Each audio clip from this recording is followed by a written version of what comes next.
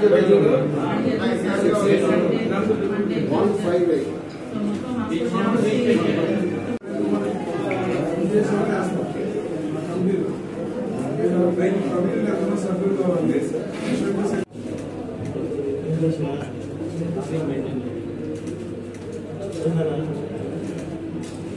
రోజున ఇలాంటి కార్యక్రమాలు పెడతానికి కారణం అనేక మందికి అనేక రకాల సమస్యలు వస్తూ ఉంటాయి.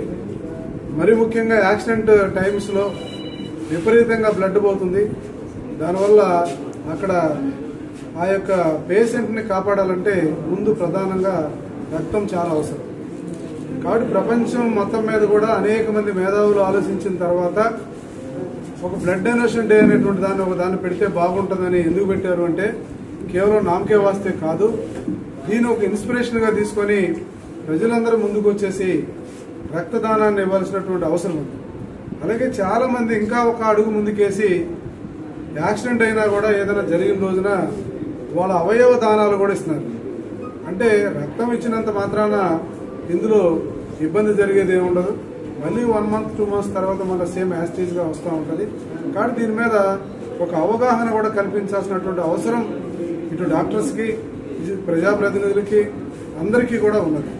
తెలియజేయాలి దీని యొక్క అవసరం ఏంటి అనేది మనం చూస్తే, దీని అవసరం నిజంగా ఒకరోజు ఆ డాక్టర్స్ ఎవరికైనా యాక్సిడెంట్ అయినప్పుడు వాళ్ళు పడేటువంటి తపన, వాళ్ళని కాపాడడం కోసం పడుతున్నటువంటి బాధ ఏదైతే ఉందో ఆ టైంలో చూస్తే దాని అవసరం యొక్క తెలుస్తుంది. కాబట్టి ప్రజలందరికీ ఒక విజ్ఞప్తి, ఎవరైతే సరే వాలంటరీగా వచ్చేసి ఈ రక్తదానాన్ని ఇస్తే మీ రక్తం వల్ల చాలా మందికి ఒక ఆయుష్ పోషణలు అవుతారు, వాళ్ళని బతికించిన వాళ్ళు అవుతారు అన్నది ఈరోజు నా యొక్క అభిప్రాయం.